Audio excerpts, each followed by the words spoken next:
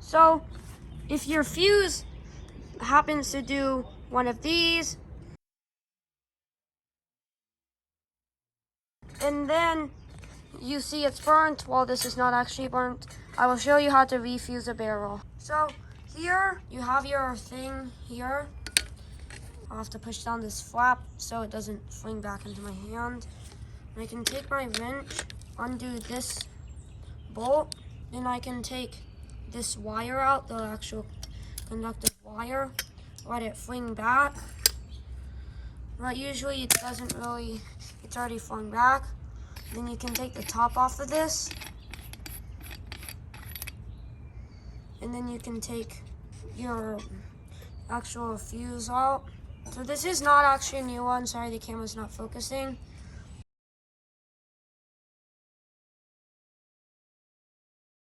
You will want to straighten your thing out. And if I straighten this out, then I can start pushing this through here. And now that it's there, I can put this cap on.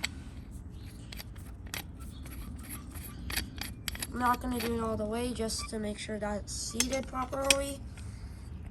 But I can take this, push this flap down, make sure you do that, otherwise yours is not going to work super well. Then it goes around here. Make sure it doesn't go this way, because when you tighten it's going to pull away. So you put it around here, and then I'm going to just give myself a little extra slack. But you do that, and then you can tighten this. Probably doesn't need to be super tight, it just needs to be tight enough to get wire to stay. And you can see how it sits. I believe this number right here, I'm gonna see if I can focus the camera. This number right here is the amp.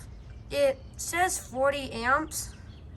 Now I can put this back on, and then I can re-energize the circuit. I have a Discord server, link is in the description. Please subscribe.